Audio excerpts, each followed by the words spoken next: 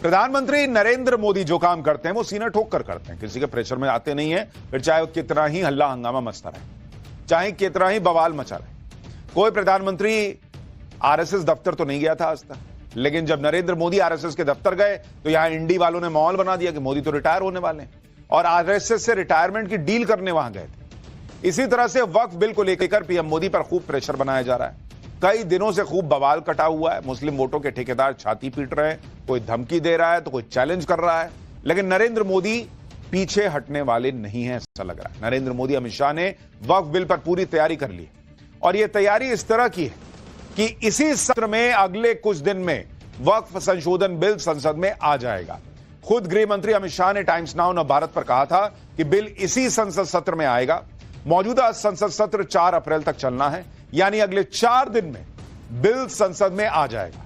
सूत्र तो बता रहे हैं कि 2 अप्रैल को ही बिल संसद में पेश हो सकता है, लेकिन इधर वक्फ बिल पेश होने का स्टेज सेट हो रहा है, मोदी शाह की पूरी तैयारी हो रही है।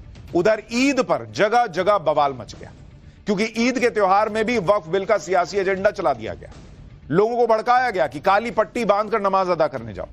कई जगहों पर भयंकर बवाल हुआ, ईंट पत्थर चल गए, कहीं हंगामा हुआ, कहीं उड़दंग हुई। वक्फ बिल की तैयारी के बीच ईद पर किस तरह से आज पूरा दिन हंगामा चला, उसका एक ट्रेलर देखिए, फिर इस पर हो रही पूरी सियासत आपको दिखाऊंगा।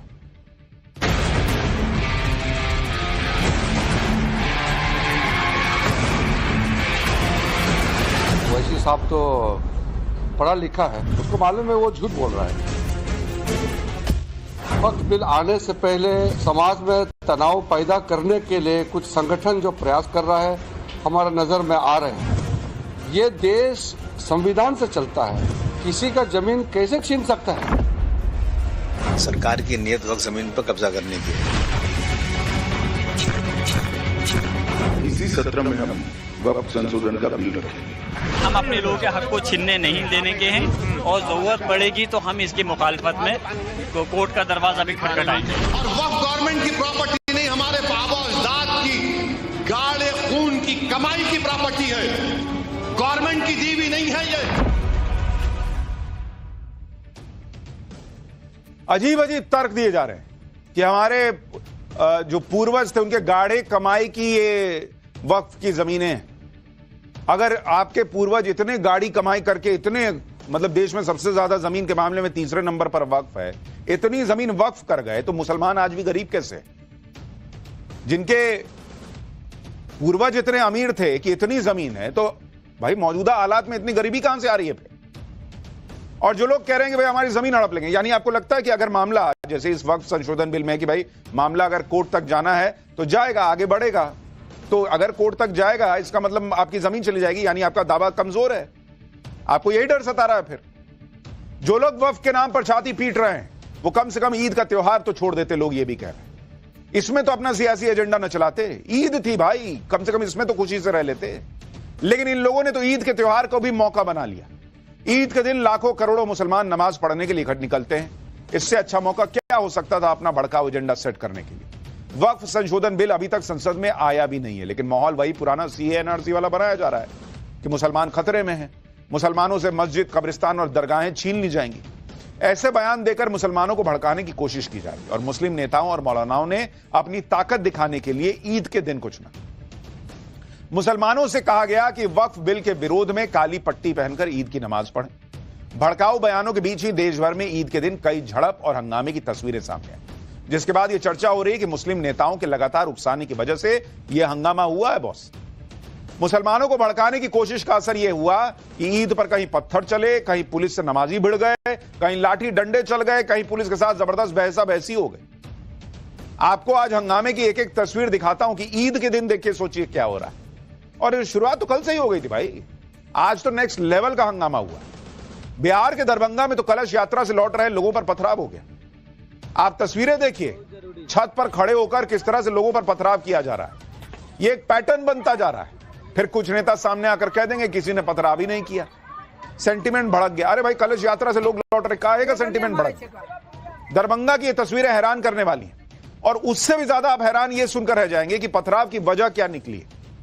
मुस्लिम पक्ष का कहना है कि हिंदू पक्ष के लोगों ने उनके मुर्गों को डंडों से मारा।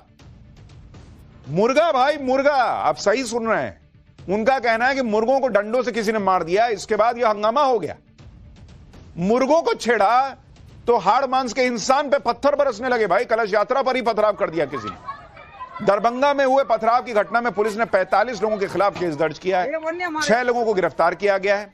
सोचिए इतनी सी बात पर इतना भयंकर पथराव हो गया कि मेरा मुर्गा कैसे छू दिए। तो 45 लोगों को अरेस्ट करना पड़ा है और वही पैटर्न कि घर से पत्थर चल रहा है। देश के कई राज्यों में इसी तरह से ईद के दिन हंगामे की तस्वीरें सामने आई। मुरादाबाद में भी ईद की नमाज के बाद भयंकर हंगामा हुआ। नमाजियों का आरोप था कि उन्हें नमाज पढ़ने के लिए ईदगाह जाने से रोका जा रहा है। इसी मुद्दे पर नमाजियों और पुलिस के बीच काफी देर तक बहसाबहसी चलती रही। इस दौरान नमाजियों की भीड़ में ऐसे धार्मिक नारे लगने शुरू हो गए जैसे मतलब कोई जंग का माहौल बन रहा हो, जैसे कोई शक्ति प्रदर्शन करना हो। पुलिस शांति की अपील भी कर रही थी, तब भी हंगामा काट दिया गया। नमाजियों के हंगामे में समाजवादी पार्टी की सांसद रुचि वीरा शामिल हो गई। रुचि वीरा भी काफी देर तक पुलिस से बहस करती रही, लेकिन पुलिस ने साफ कर दिया कि किसी को भी कानून हाथ में नहीं लेने देंगे। इस दौरान वहां पर कुछ लोगों ने मुसलमानों को भड़काने की कोशिश की। पुलिस लगातार भीड़ को खत्म करने की कोशिश कर रही है, लोगों को शांति से जाने के लिए कह रही, लेकिन कैसे हंगामा बढ़ता चला गया, एक बार तस्वीर देखिए वहां क्या हुआ।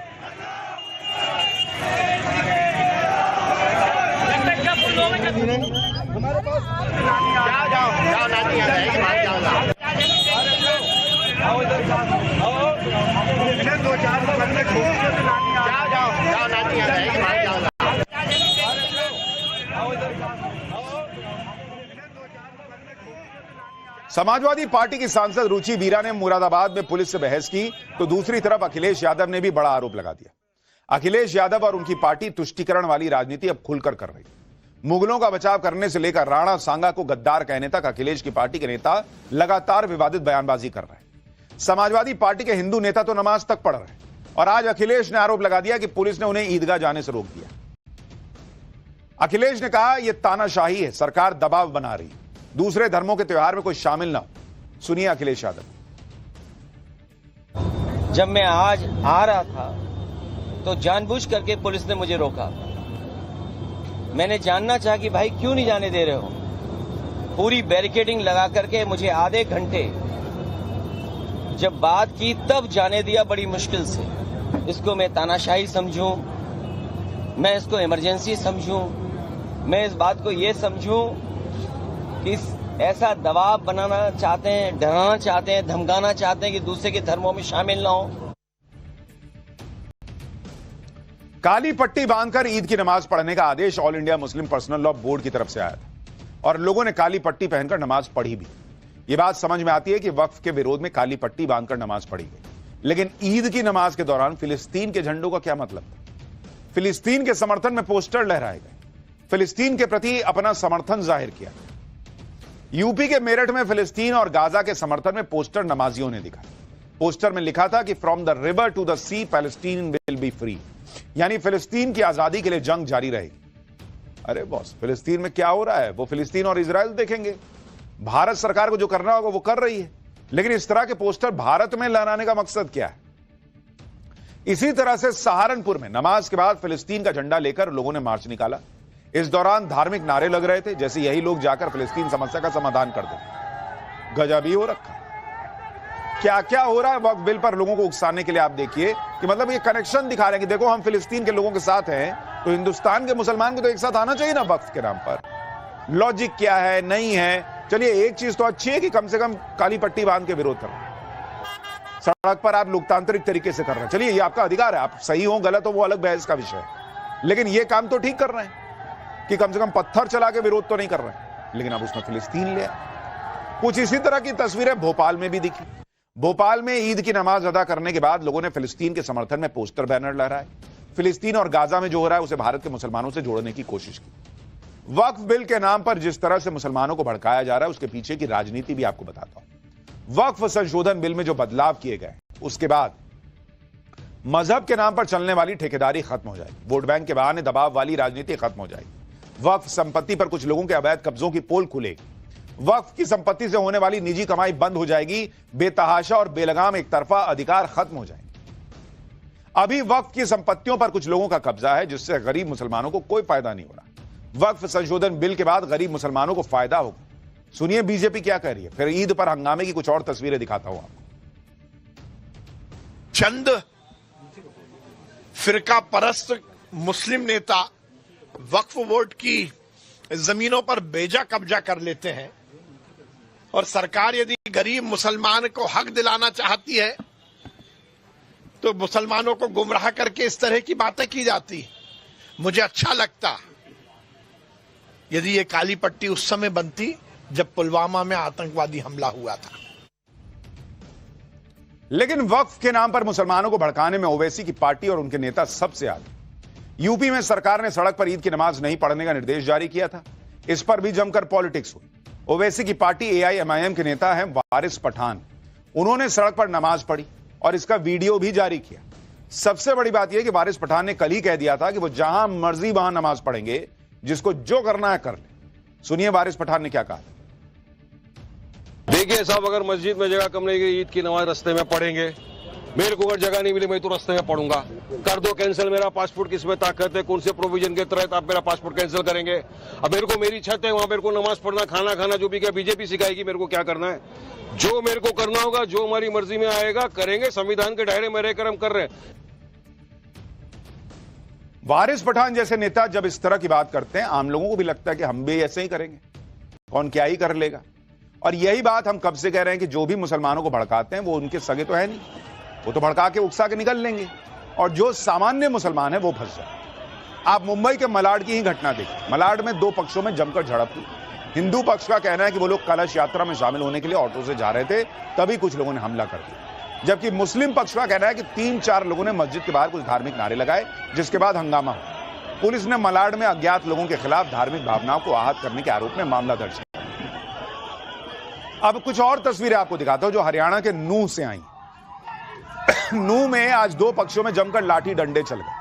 ईद की नमाज के बाद हुए हंगामे का यह वीडियो है। जैसे लग रहा है कोई जंग चल रही है। इस हंगामे को खत्म करने के लिए कई जिलों की पुलिस को मोर्चा संभालना पड़ा। इस लड़ाई में दोनों पक्षों की तरफ से दर्जन भर लोग गंभीर रूप से घायल हो गए हैं। आप तस्वीर देखिए भाई, ईद की नमाज के बाद वहां लाठी डंडे चल गए, ऐसी तनातनी हो गई। ईद के दिन को वक्फ प्रोटेस्ट का ट्रायल बनाकर छोड़ दिया। शायद यह देखने की कोशिश की गई कि कितने लोग सड़क पर आ सकते हैं। यूपी, महाराष्ट्र और मध्य प्रदेश के अलावा बिहार के अलावा राजस्थान में भी नमाज के दौरान जमकर हंगामा हुआ। राजस्थान के टोंक में नमाज के बाद ट्रक स्टैंड के पास चौराहे पर जमकर नारेबाजी हुई। पुलिस और नमाजियों के बीच बहस हुई। नमाज पढ़ने के बाद लोगों ने जुलूस निकालने की अनुमति मांगी और इसी को लेकर हंगामा हुआ। इसी तरह से यूपी के हापुड़ में भी नमाजियों ने हंगामा काटा। हापुड़ में भारी भीड़ की वजह से ईदगाह पूरी तरह से भर गया। पुलिस को ऐलान करना पड़ा कि ईदगाह नमाजियों से फुल हो चुका है, इसलिए अब वो नमाज पढ़ने के लिए बड़े मदरसे चले जाएं। लेकिन कुछ लोगों ने पुलिस के मना करने के बाद भी जबरदस्ती ईदगाह में घुसने की कोशिश की, जिसके बाद पुलिस और नमाजियों के बीच काफी देर तक बहस होती रही। यानी इकोसिस्टम का फंडा क्लियर है। वक्फ बिल के नाम पर मुसलमानों को इतना भड़काओ कि वो सड़क पर आकर हंगामा करना शुरू करें और इसी बहाने मोदी सरकार को घेरने का मौका मिले। हालांकि एक पक्ष यह भी है कि भाई अगर ईद की नमाज एक दिन सड़क पर पढ़ ली जाएगी तो सड़क घिस नहीं जाएगी। और अगर आप बैन कर रहे हैं तो फिर पूरे देश में बैन कीजिए। यहां नहीं होगी, वहां नहीं होगी, ये कीजिएगा तो फिर टारगेटिंग होगी। दरअसल पीएम मोदी और सीएम योगी की जोड़ी इस इकोसिस्टम के निशाने पर है। कोई भी मौका हो, सीधा हमला पीएम मोदी और सीएम योगी पर होता है। और जब इस तरह से सेलेक्टिव आप बैन कीजिएगा तो फिर उनको भड़काने का मौका भी मिलता है। योगी सरकार ने सड़क पर ईद की नमाज नहीं पढ़ने की बात कही तो मुस्लिम विरोध कहा गया। अब सीएम योगी ने एक और फैसला लिया, जिसके बाद एजेंडाधारियों का भड़कना तय है। दरअसल नवरात्र में मीट की बिक्री को लेकर सीएम योगी ने आदेश जारी कर दिया है, जिसके तहत धार्मिक स्थलों पर के आसपास मीट बैन कर दी गई है। धार्मिक स्थलों के 500 मीटर के दायरे में मीट बिक्री पर रोक रहेगी। अवैध बूचड़खानों को तत्काल बंद करने का आदेश दिया गया है। 6 अप्रैल को रामनवमी पर मीट की बिक्री पूरी तरह बैन रहेगी। आदेश नहीं मानने वालों पर सख्त कार्रवाई करने का निर्देश दिया गया। नवरात्र के त्योहार के लिए सीएम योगी ने यह फैसला लिया और इस पर अभी से पॉलिटिक्स शुरू हो गई। अखिलेश यादव की पार्टी के नेता अबू आजमी कह रहे हैं कि कभी सड़क पर नमाज रोकते हैं, कभी मीट की दुकानों को बंद करते हैं। क्या मीट की दुकानों को होने वाला नुकसान जो होगा उसकी भरपाई सरकार करेगी क्या? मुंबई में गणपति पे बाईकल्ला से लेकर लाल बाग तक सड़कें बंद रहती हैं। हमने कभी ऑब्जेक्शन नहीं दिया। हम समझते कि हमारे भाइयों का त्यौहार है तो ऑब्जेक्शन लेने की जरूरत नहीं। लेकिन हमारे त्यौहार पर जब मस्जिदें छोटी पड़ जाती हैं तो मजबूरन आदमी जो है 5 मिनट 10 मिनट के लिए सड़क पर कहीं कोई गली में कहीं नमाज पढ़ता है, जिससे मैं समझता हूँ लोकल किसी को कोई प्रॉब्लम नहीं है। अब उनकी दुकानें बंद कराएंगे, उनका जो खर्चा होगा, उनको जो कमाई होती थी, जो उनको पैसे मिलते थे, क्या आप उसको देंगे अब उनको? ये सारी की सारी चीजें ए से लेकर जेड तक ये पूरी कोशिश की जा रही है कि रोजाना कोई न कोई रिसर्च की जाए और मुसलमानों के खिलाफ कोई वावला खड़ा किया जाए। हालांकि मीट बैन की पॉलिटिक्स यूपी से दिल्ली तक पहुंच गई। दिल्ली में भी कई बीजेपी विधायक मीट की बिक्री बंद करने की मांग कर नवरात्र तक मीट की दुकानें बंद की जाए, मीट की बिक्री पर रोक लगाई जाए कहा जा रहा है। इसकी डिमांड बीजेपी विधायक मोहन सिंह बिष्ट और रविंद्र नेगी कर रहे हैं। और अब तो दुकानों पर नेम प्लेट लगाने की भी डिमांड की जा रही है, जिससे पता चल सके कि किस दुकान से सामान खरीदा जा रहा है। बीजेपी की इस डिमांड पर दिल्ली की जनता ने क्या कहा, एक बार वो भी सुनिए। अगर मैं किसी दुकान से लेने जा रहा हूँ और पीछे सच में अगर नॉनवेज बन रहा है और ऊपर से वही शेफ या वही जो खानसामा है वही बना रहा है उसको, वो बस नाम के लिए अपने हाथ या बर्तन धो के चेंज कर रहा है, तो कहीं ना कहीं मेरे को पसंद नहीं आएगा जब मुझे पता चलेगा। हाँ, उसमें कोई दिक्कत नहीं, नेम प्लेट से कोई दिक्कत तो नहीं चाहिए। मतलब आपको लगता है अगर नेम प्लेट लगाने की जरूरत पड़े तो ठीक है? हाँ ठीक है, कोई दिक्कत नहीं। ये जो नाम लगाने का बात है वो सही है? बिल्कुल सही है, अपना तो आइडेंटिफिकेशन तो जरूरी है ना। ऐसा हुआ था कावड़ के दौरान तो सही था लॉजिकली। अब मीट की दुकानों को बैन करने को लेकर भी अलग अलग तर्क चल रहे हैं। सबसे बड़ी बात तो यह कही जा रही है कि भाई अगर भावनाएं आहत हो रही हैं हिंदुओं की, तो फिर जितने राज्यों में बीजेपी की सरकार है सब जगह बैन कर दो। एक योगी करेंगे, एक फलाने दिल्ली में डिमांड होगी, बिहार में कहा जाएगा कि हम सोच रहे हैं, बाकी जगह क्या? अगर ये सेंटिमेंट हर्ट होने वाली बात है तो फिर सब जगह बराबरी से कीजिए। और दूसरी बात कि जो लोग नवरात्रे रख रहे हैं, भाई ये आपके भी तो अपने कंट्रोल का विषय है। मान लीजिए मेरे घर में नवरात्र मनता है, मैं इस दौरान मीट नहीं खाऊंगा, लेकिन कोई नहीं खाएगा, ये कोई कैसे कह सकता है? सारे लोग हिंदू नहीं हैं, दूसरे धर्म भी है, खाली मुसलमान की बात नहीं है। सिख, ईसाई, बहुत सारे लोग हैं जिनके खान पान से जुड़ा हुआ मामला है। आप नवरात्र रख रहे हैं तो आपका अपने ऊपर संयम होना चाहिए ना। लेकिन मीट बैन के विवाद के बीच सबसे ज्यादा हलचल वक्फ बिल को लेकर मची हुई है, क्योंकि अगले कुछ दिन में वक्फ बिल आने वाला है। वक्फ बिल आने की बात सुनकर ही मुस्लिम वोटों की ठेकेदारी करने वाली पार्टियां और नेता तड़प रहे हैं। महाराष्ट्र में अखिलेश यादव के नेता अबू आजमी ईद के जश्न को भी वक्फ बिल के विरोध की पिच के तौर पर कैसे इस्तेमाल कर रहे हैं, देखिए जरा। जब नमाज पढ़ने जा रहे हैं तो सरकार को सिर्फ याद दिला रहे हैं कि इस मुल्क में रहने वाले मुसलमान जो हैं वो नहीं चाहते हैं कि वक्फ की बिल में कोई भी अमेंडमेंट किया जाए। ये वक्फ की जमीन सरकार की दी हुई नहीं है। कहीं न कहीं शक है इस सरकार पे कि हमारे मस्जिदों को कल जो है अब उसकी ज़मीन को जो है कहेगा ये जो वक्फ की ज़मीन नहीं है और मस्जिदों का अपना लिया जाएगा, हमारे साथ ज्यादती होगी। मैं समझता हूँ कि इस बिल में अमेंडमेंट नहीं होना चाहिए। इसका हम सरकार को एक जो है इशारा दे रहे हैं, बता रहे हैं कि भाई हम इस बिल के खिलाफ हैं, इसलिए काली पट्टी बांधी जा रही है। जो लोग भी ये कह रहे हैं कि वक्फ बिल में संशोधन हो गया तो हमारी मस्जिदों को सरकार ले लेगी, अरे बॉस, इस देश में मंदिर तोड़कर जिन पर मस्जिदें खड़ी की गई वो तो कोई ले नहीं पा रहा। उसके लिए तो सालों साल कानूनी लड़ाई चल रही है। राम लला को राम मंदिर तक पहुंचाने के लिए 500 साल की लड़ाई चली, कानूनी लड़ाई चली, अब जाकर वो मंदिर बना, जिसके साक्षात सबूत हैं कि भाई वहां पर पहले मंदिर था। उस ज्ञानवापी को हासिल करने के लिए तो कानूनी लड़ाई चल रही है, वो 2 मिनट में नहीं हो पा रहा। और आप कह रहे हैं कि वक्फ बिल में जरा सा संशोधन हो गया तो सारी मस्जिदें छीन लेंगे, सारे जमीन छीन लेंगे। कैसे छीना जाएगा बॉस? ये तो मुसलमानों को पूछना चाहिए भाई। अरे वो नहीं छीन पा रहे ये लोग, कैसे ये छीन लेंगे, जरा बताना। वक्फ संशोधन बिल पर कोई कितना ही हंगामा कर ले, कितना ही बवाल काट ले, लेकिन मोदी सरकार ने फंडा क्लियर किया रखा है कि ना तो वक्फ पर पीछे हटना है ना टालना है। टाइम्स नाउ ना भारत से एक्सक्लूसिव बातचीत में खुद गृह मंत्री अमित शाह ने बताया था कि वक्फ संशोधन बिल इसी सत्र में आएगा। सुनिए अमित शाह को। तो अगले हफ्ते वक्फ संशोधन बिल पार्लियामेंट में मूव कर देंगे? देखिए, पार्लियामेंट का टाइम टेबल मुझे मालूम नहीं है, मगर इसी सत्र में हम वक्फ संशोधन का बिल रखेंगे। वक्फ संशोधन बिल को लेकर सबसे बड़ा डर यह दिखाया जा रहा है कि इसके जरिए सरकार मुसलमानों की मस्जिदें छीन ले, उनके कब्रिस्तान छीन ले। ये ठीक वैसी ही बातें हैं जैसे सीए के वक्त कहा गया था कि मुसलमानों की नागरिकता छीन ली जाएगी। लेकिन सीए कानून लागू होने के 1 साल बाद भी ऐसा कुछ नहीं हुआ। फिर भी मोदी विरोध में ऐसा माहौल बनाया जा रहा है। खुद ओवैसी जैसे पढ़े लिखे नेता यह कहकर गुमराह कर रहे हैं कि मस्जिदें छीन ली जाएं।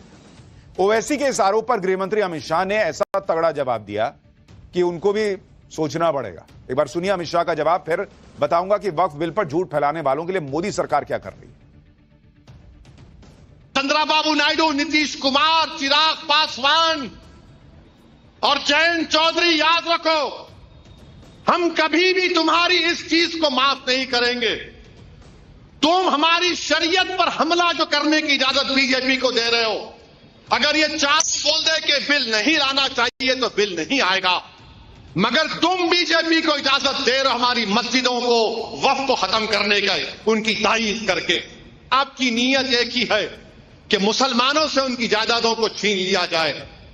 ये इनका हिंदुत्व का एजेंडा है कि हम अपनी शरीयत पे ना चल सके, अपने मजहब पे ना चल सके।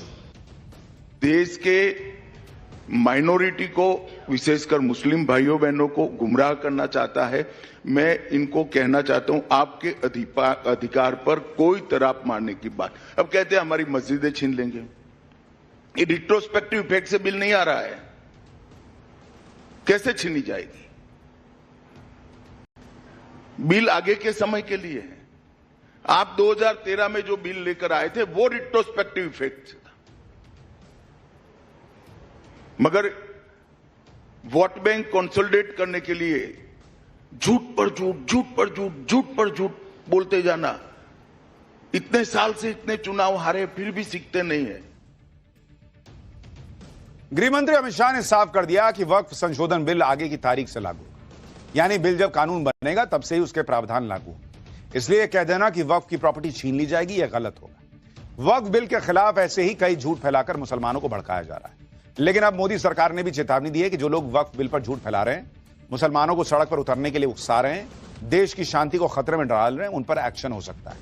आज केंद्रीय अल्पसंख्यक मंत्री किरण रिजिजू ने प्रेस कॉन्फ्रेंस कर वक्फ संशोधन बिल पर कुछ जरूरी बातें क्लियर कर दी।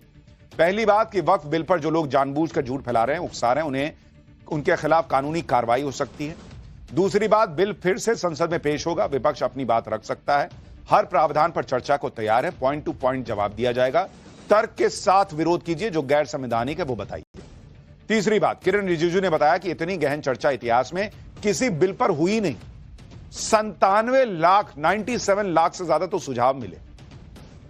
चौथी बात, आम मुसलमान वक्फ बिल के विरोध में नहीं है। जिन लोगों ने वक्फ की संपत्तियों पर कब्जा किया हुआ है, जो मुस्लिम वोट बैंक की राजनीति करते हैं, सिर्फ उन्हें ही बिल से दिक्कत हो रही है। लेकिन आप यह भी देखते जाइए कि एक तरफ वक्फ संशोधन बिल के खिलाफ माहौल बनाया जा रहा है, दूसरी तरफ अल्पसंख्यक समुदाय से जुड़े संगठनों की भी कमी नहीं है जो इस बिल पर मोदी सरकार के साथ खड़े हैं। जैसे केरला कैथोलिक बिशप्स काउंसिल ने वक्फ संशोधन बिल का समर्थन किया। काउंसिल ने केरल के सभी सांसदों से बिल का समर्थन करने की अपील की। इसके अलावा Catholic bishops conference of India ने भी वक्फ संशोधन बिल के समर्थन की अपील की। Catholic bishops conference of India यह भी मानता है कि मौजूदा वक्फ कानून के कुछ प्रावधान असंवैधानिक है। यह भी जान लीजिए कि केरला कैथोलिक बिशप्स काउंसिल और Catholic bishops conference of India ने किस आधार पर वक्फ बिल का समर्थन किया। दरअसल दोनों ही संस्थाओं ने अपने समर्थन पत्र में केरल के 600 परिवारों का जिक्र किया है। यह कहानी क्या है वो भी आपको बताता हूं। केरल के एर्नाकुलम में मुनम्बम नाम का एक गांव है। गांव में 610 परिवार रहते हैं, जिसमें से 510 ईसाई परिवार है, 100 हिंदू परिवार है। गांव के लोग मुनम्बम प्रॉपर्टी के नाम से मशहूर 404 एकड़ जमीन के लिए सालों से कानूनी लड़ाई लड़ रहे हैं। गांव वालों का कहना है कि उनकी जमीन पर वक्फ ने अवैध तरीके से अपना दावा पेश कर दिया। इसी वजह से 2 साल से वक्फ बोर्ड के खिलाफ मुनम्बम में विरोध प्रदर्शन चल रहा है। गांव वाले लगातार केंद्र सरकार के वक्फ संशोधन बिल का समर्थन कर रहे हैं। वक्फ बिल संसद में पास हो जाए, इसके लिए मुनम्बम के लोग चर्चों में प्रार्थना सभाएं कर रहे हैं। उनका कहना है कि मौजूदा वक्फ एक्ट के चलते बोर्ड के दावे को चुनौती नहीं दे पा रहे। नया बिल लागू होने पर वक्फ उनकी जमीन पर कब्जा नहीं कर पाएगा। मुसलमानों में भी कई लोग ऐसे हैं जो वक्फ में रिफॉर्म को सही मान रहे हैं। दरगाह के प्रमुख सैयद नसरुद्दीन चिश्ती ने वक्फ संशोधन बिल का समर्थन किया है। सैयद नसरुद्दीन चिश्ती ने साफ कहा कि यह शरीयत में दखल से जुड़ा मामला नहीं है, बल्कि यह वक्फ की संपत्तियों के मैनेजमेंट से जुड़ा मामला है। सुनिए एक बार। जहां तक वक्फ का मेरा मानना ही है कि वक्फ में अमेंडमेंट की जरूरत है। देखिए, वक्फ का मतलब ये कतई ये नहीं है कि लोग ये कह रहे हैं कि मस्जिदें छीन जाएंगी, खानकाहें छीन जाएंगी, कब्रिस्तान छीन जाएंगी, ये कहना गलत है।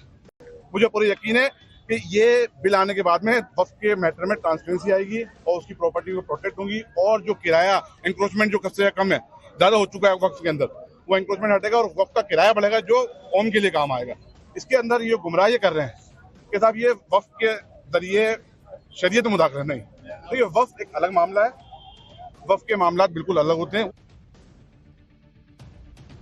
वक्फ संशोधन बिल पर मोदी सरकार की तैयारी पूरी है, इसलिए मोदी सरकार ताल ठोक कर कह रही है कि संसद में जितनी बहस करनी है कर लो, हम देंगे जवाब। लेकिन विपक्ष जानता है कि जब बहस की बात आएगी तो वक्फ बिल पर उनकी आपत्तियां धरी की धरी रह जाएंगी। शायद इसलिए इंडी गठबंधन अब पीएम मोदी के खिलाफ अलग अलग कहानियां बना रहा है। नागपुर में पीएम मोदी आरएसएस के दफ्तर गए तो उद्धव ठाकरे की पार्टी के नेता संजय राउत ने दावा ठोक दिया कि पीएम मोदी तो रिटायर होने वाले हैं और संघ को अपनी रिटायरमेंट की जानकारी देने नागपुर गए थे। जरा संजय राउत को सुनिए, फिर आपको सच बताता हूं। सितंबर में रिटायरमेंट का एप्लीकेशन लिखने के लिए शायद वो आरएसएस मुख्यालय गए थे। मेरी जो जानकारी है 10-11 साल में कभी मोदी जी गए नहीं। मोदी जी गए हैं वो बताने के गए हैं मोहन राव भागवत जी से कि टाटा बाय बाय मैं जा रहा हूँ। अब देखिए 2 बातें हैं आरएसएस की जो मेरे समझ में आई है। एक तो मोहन राव भागवत यानी सरसंघ चालक और पूरा संघ परिवार देश के नेतृत्व में बदलाव चाहता है। अब मोदी जी का समय खत्म हो गया है और देश में बदलाव चाहता है और बीजेपी का राष्ट्रीय अध्यक्ष भी अपने मर्जी से चुनना चाहता है। तो इसलिए मोदी जी वहां गए थे। मोदी जी जा रहे हैं।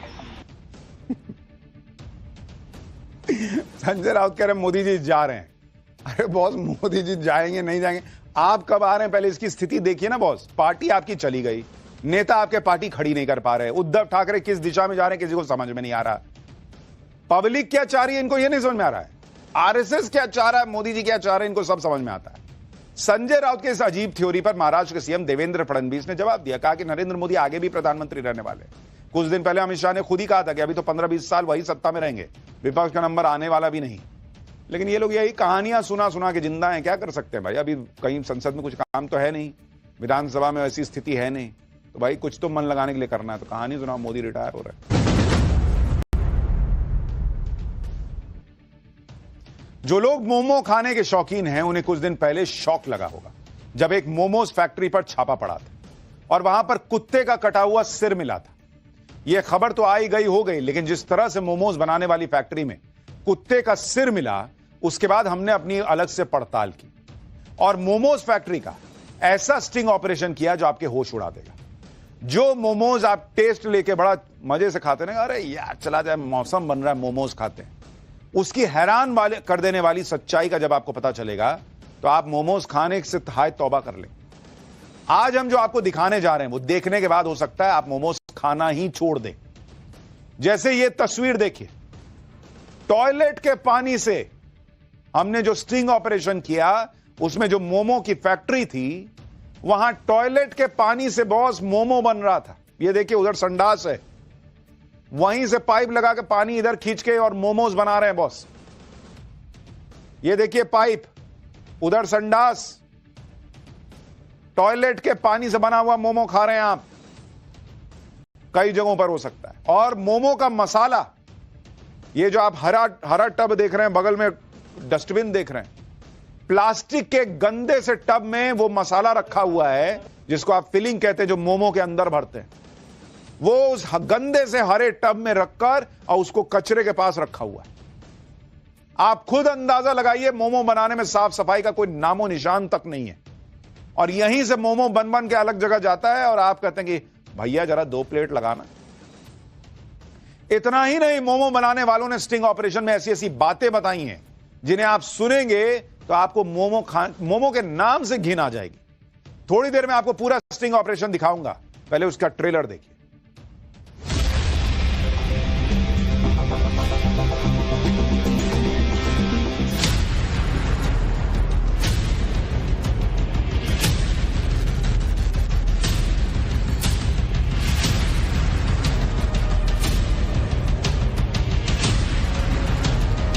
हमें क्वालिटी चाहिए बढ़िया। अरे लाल मिर्च डाल दिया तो कलर डाल दिया, क्या थोड़ा नाम के लिए नहीं मिला था, सिर्फ नाम के लिए।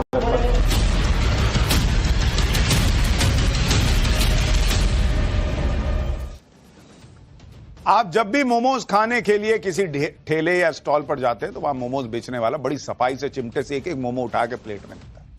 देख के तो लगता है कि अरे बाप रे कितना साफ सफाई से काम चल रहा है। कई जगह होता भी होगा साफ सफाई से, लेकिन कई जगहों पर इन मोमोज का असली सच जानने के लिए आपको दिल्ली में चल रही इनकी फैक्ट्री पर लेकर चलता हूं।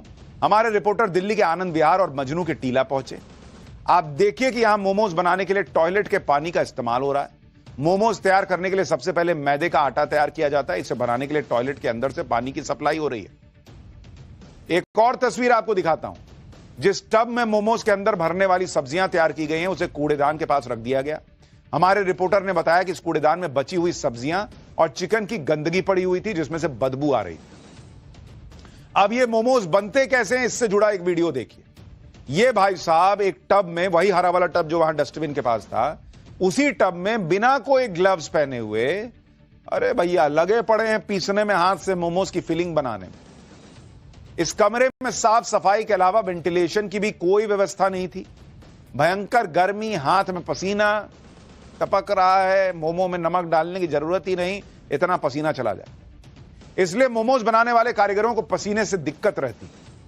आप सोचिए कि जब मोमोज बनाने में टॉयलेट के पानी का ही इस्तेमाल कर लिए तो फिर पसीने का कौन सोच रहा है। यह सब देखने के बाद अगली बार मोमोज खाने से आपको खौफ हो जाएगा। पता नहीं कैसा मोमोज बना हुआ है। इस फैक्ट्री में टॉयलेट के पानी से बने मोमोज को प्लास्टिक के ऊपर से, प्लास्टिक रखा, उसके बाद ऊपर से बिछा दिया। यानी मोमोज बनाने के हर स्टेज पर गंदगी की नई परत जमी हुई। कैसा प्लास्टिक है, कुछ नहीं, जमीन पे बिछा दिए भाई। मोमोज के गंदे खेल को जानने के लिए टाइम्स नाउ भारत की अंडरकवर रिपोर्टिंग टीम दिल्ली के एक मोमोज की फैक्ट्री में पहुंची। यहां हमारे रिपोर्टर ने कहा उन लोगों से कि भाई एक शादी में केटरिंग का काम मिला है, इसके लिए उन्हें हर तरह के मोमोज खरीदने हैं। इस दौरान यहां क्या हुआ, क्या बताया गया, सुनिए जरा। मोमोज चाहिए, मेरी बात करते हो, बोले दिल्ली में है वो। अच्छा, उन्होंने मुझे बोला था इनसे बात का, आपका नंबर मुझे उन्होंने दिया था। अच्छा, तो हमें ना बेसिकली शादी के लिए चाहिए। हमारा जो केटरिंग का काम है, ठीक है, तो शादी ब्याह में हमारा बहुत सारा माल जाता है। देखो तो बोला उनको फोन पे बता दीजिए, आप सैंपल फोन डाल दीजिए। वो बोले नहीं, आप एक बार जाके वो साइज वगैरह देख लीजिए क्या है। क्या है साइज का? 1 2 3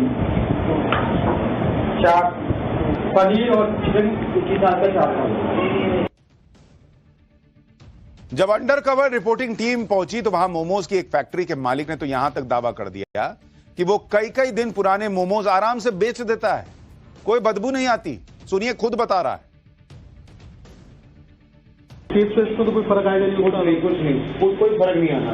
कोई पकड़ नहीं पाएगा ना, कोई फर्क ही नहीं पड़ेगा। जब बदबू आएगा तभी पकड़ेगा, जब ठंडा रहेगा ना कोई बोले ही नहीं सकता आपको। मैं खुद ऐसा करता हूँ, बताओ।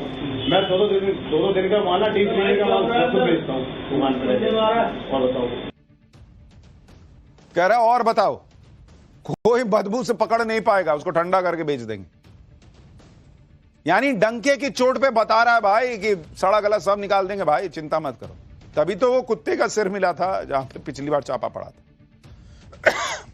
मोमोज की लाल चटनी, बहुत लोग कहते हैं भैया जरा लाल चटनी डालना, बहुत लोग चटकारे से खाते हैं।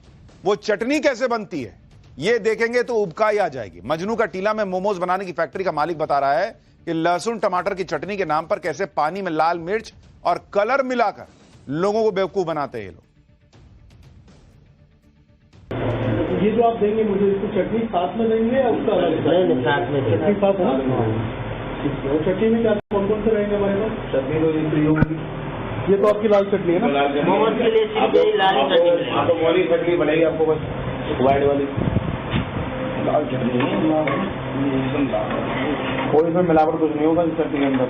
कलर दिख रहा है। हाँ, बहुत समय तो क्या करते हैं, खाली लाल मिर्ची डाल दिया तो कलर डाल दिया, हो गई। इसमें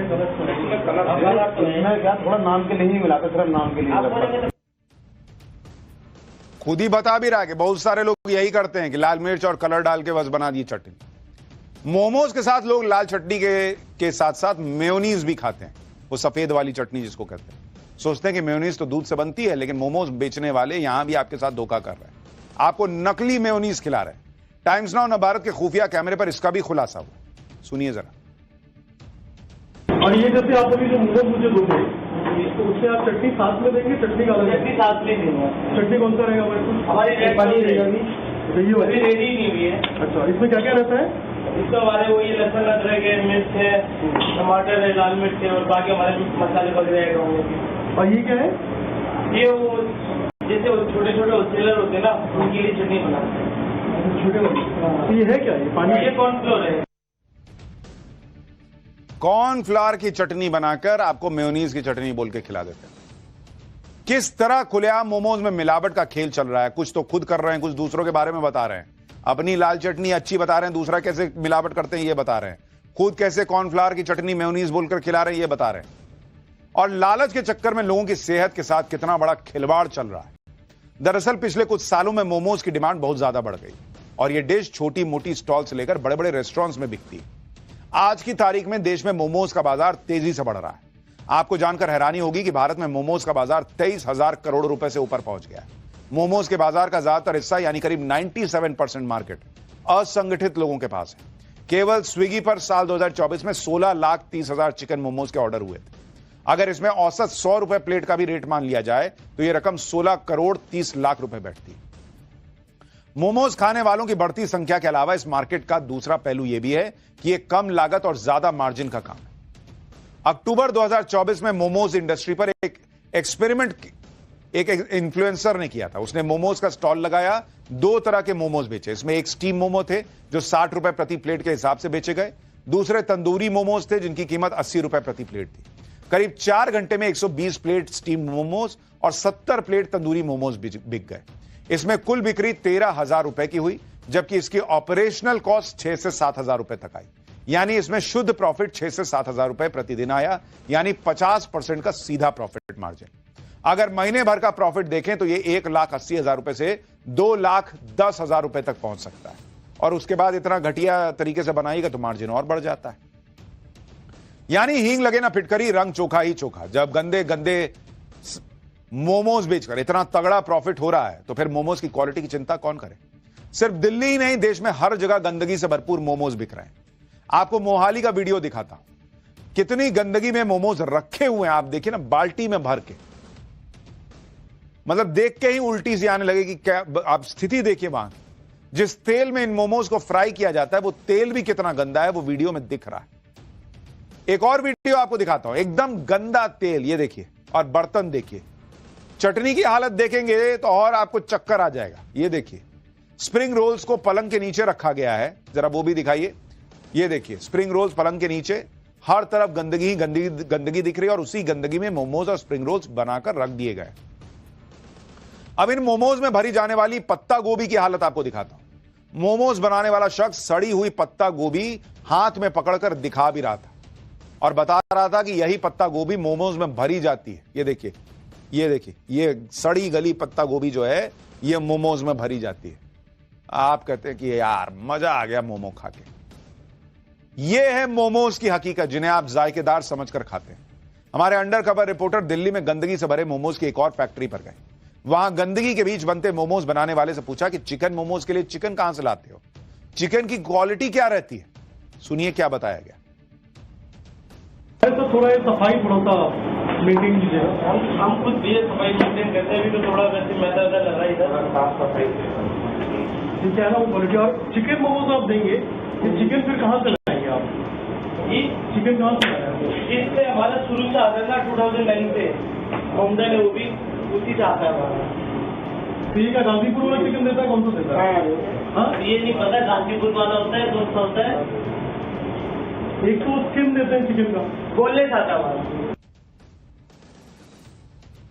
ऐसा नहीं है कि हर जगह सारे मोमोज जो बिक रहे हैं वो गंदगी में ही बिक रहे हो, लेकिन बड़ी तादाद में ऐसा लगता है इन स्टिंग ऑपरेशन को देखकर कि इसी तरीके से गंदगी में मोमोज बन रहे हैं और बिक रहे हैं। आप भी सचेत होइए और सरकार को भी देखना चाहिए कि इस तरह से अगर मोमोज बिक रहे हैं तो उस पर कैसे लगाम लगानी। लेकिन लगाम तो कई चीजों पर लगनी। पाठशाला में बगली क्लास, 4 करोड़ की कार से 2 मजदूरों को रौंदने वाले के साथ 24 घंटे के अंदर वो हुआ कि सुनकर शॉक्ड रह जाएंगे। महंगी कार से आम आदमी को कीड़े मकोड़ों की तरह कुचल देने वाले रईस जादों की अब क्लास लगेगी।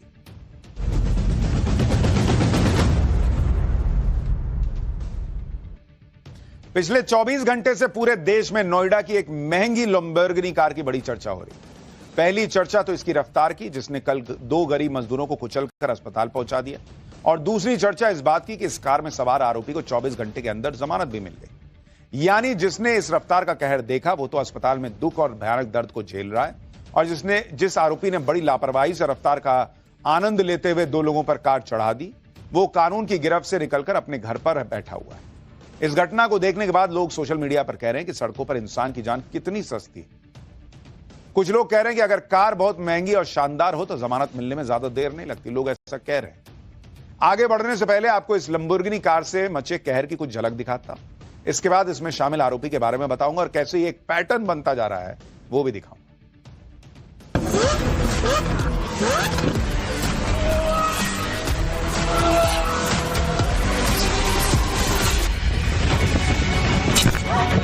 मर गए तो क्या? पुलिस को बुलाओ। जान से किसी को थोड़ी खेलिएगा।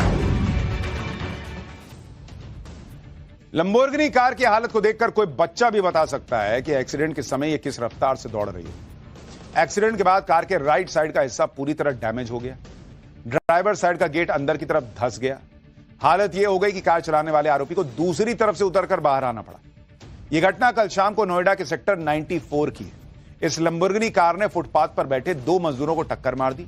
चश्मदीदों के मुताबिक यह कार करीब 200 किलोमीटर प्रति घंटे की स्पीड से चल रही थी। इसकी तेज स्पीड के सामने मजदूरों को संभलने का मौका तक नहीं मिला। इसके बाद इस कार का बैलेंस बिगड़ गया और सड़क के किनारे फुटपाथ से टकराते हुए यह कार रुक गई। हादसे के बाद सड़क पर चीख पुकार मच गई। आगे बढ़ने से पहले आपको हादसे का एक वीडियो दिखाता हूं, जिसमें इतना भयानक एक्सीडेंट करने के बाद आरोपी एकदम रिलैक्स दिखाई दे रहा है।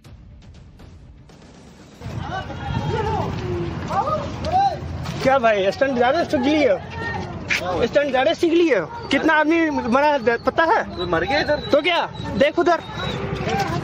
पुलिस को बुलाओ, पहले पुलिस को बुलाओ, पुलिस को बुलाओ भैया। अभी तुम्हारा गाड़ी किसका लग गई? भैया पुलिस को बुलाओ। भाग नहीं पाई। अरे रेस मारती गाड़ी। रेस तुम कितना है? अरे लेटर देते हुए आ रहे हो। हल्का सा दिए हो। हॉस्पिटल ले जाओ। गाड़ी का ड्राइवर किसी तनाव में भी नहीं दिख रहा है जब उसको कहा जा रहा है कि लोग मर गए। जिस समय इस लैम्बोर्गिनी कार से एक्सीडेंट हुआ उस समय इस कार को दीपक नाम का शख्स चला रहा था। सबसे हैरानी की बात यह कि इतने बड़े एक्सीडेंट के बाद भी कार में सवार आरोपी दीपक पूछ रहा है कि कोई मर गया क्या।